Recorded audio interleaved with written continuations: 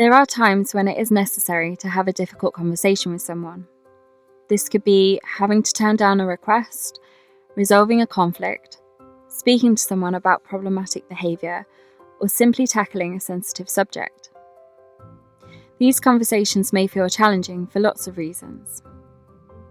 There may be a perceived power imbalance between yourself and the other person. Perhaps you've raised the issue before and it hasn't been resolved. You might not know the best way to solve the problem. Maybe there are several issues that have developed over time and it seems too big a task to fix. You may assume that the person is behaving in a way that causes an issue on purpose, or there may be cultural barriers that are stopping the problem from being understood and resolved. If we continue to avoid having difficult conversations, the problem is very unlikely to resolve itself, and therefore will continue to have an impact. If behaviours are not addressed, they may become embedded and much harder to change. It's often the case that the conversations we believe will be challenging turn out to be much easier in practice, where the end result is worth the real or perceived discomfort of having the conversation. There are a few techniques we can use to make the conversation feel less challenging and more likely to lead to successful outcomes. Firstly, it's important to prepare or rehearse. Before initiating the conversation, there are a few things you might want to consider. Think about your setting. Ideally, the conversation should take place in private and in a neutral location to minimise any perceived power imbalance. Although not always easy, try to minimise the number of distractions and give yourself enough time to properly have the conversation without it feeling too rushed.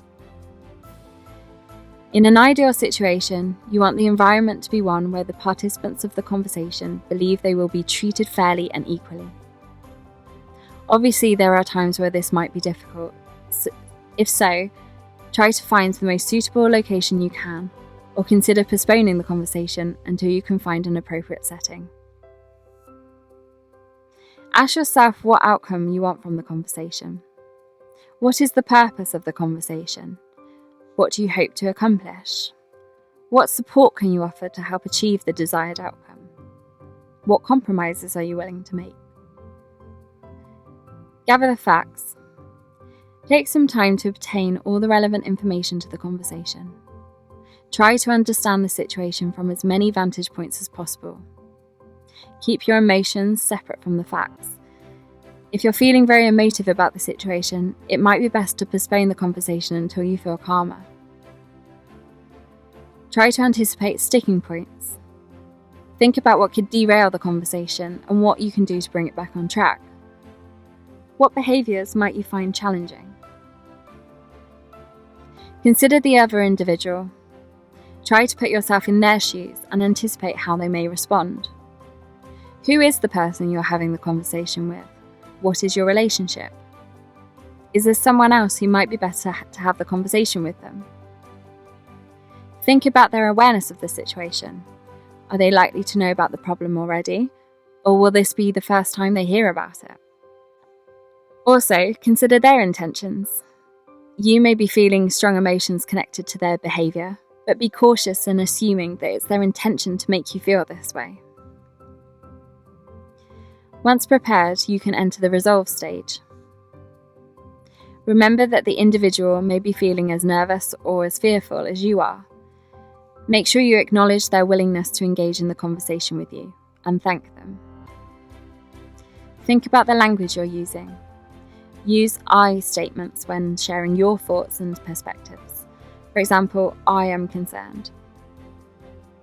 Try to use future-orientated language which initiates a problem-solving stance rather than one that is blaming or resentful.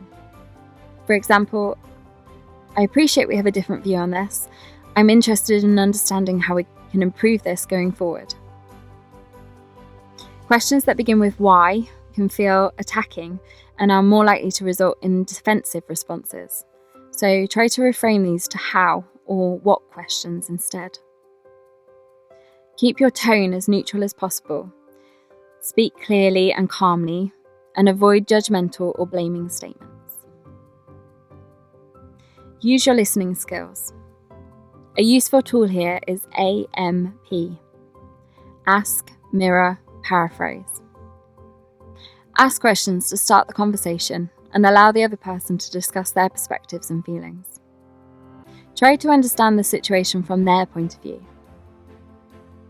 Mirror, to confirm feelings, essentially reflecting what you see. This is a tool you can use to encourage the person to offer more information when they seem reluctant. For example, you seem upset. Paraphrase. Show you are listening to what they're saying by restating their responses in your own words.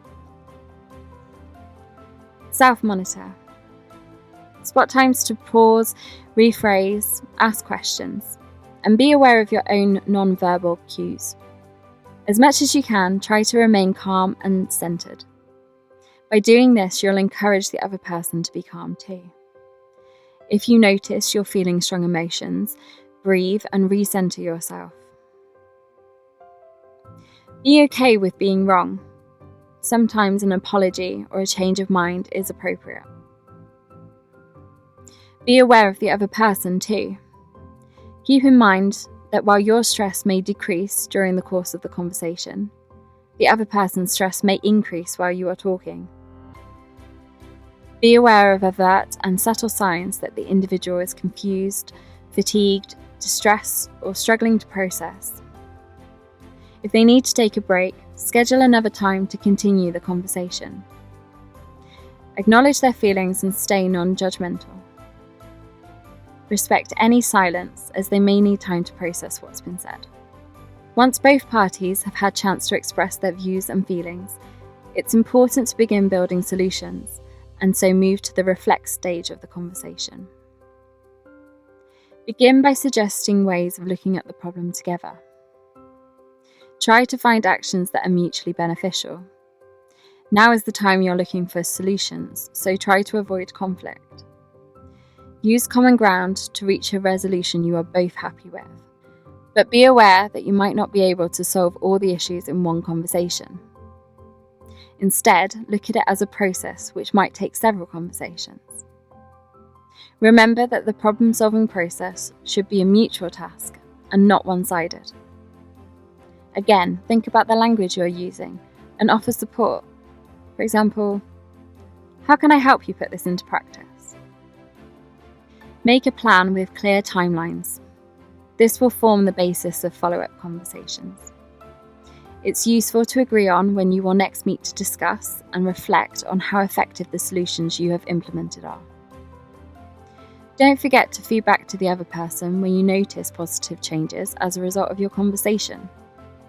Let them know the impact of the change and thank them. This encourages them to continue to change their behaviour. Some final things to remember. During challenging conversations, inappropriate humour can disrupt the rapport needed for a successful resolution, so try to avoid using this. Avoid using subtle hints or comments, or asking the person to guess the reason for your meeting with them. Aim to be clear in what you say. Be aware that complex individual factors, such as age, culture, gender, socioeconomic status, can all impact on communication. Keep this in mind, and if it becomes apparent the individual is struggling to understand your meaning, try rephrasing. These principles can work even with the most challenging of conversations. The tools outlined here can be applied in all scenarios, where there's a power imbalance, multiple issues, ongoing problems, or cultural barriers. Some conversations are challenging, but with continued practice, you will acquire the skills to have them with ease. If you need to, practice having the conversation beforehand, either mentally or ask a friend to help you.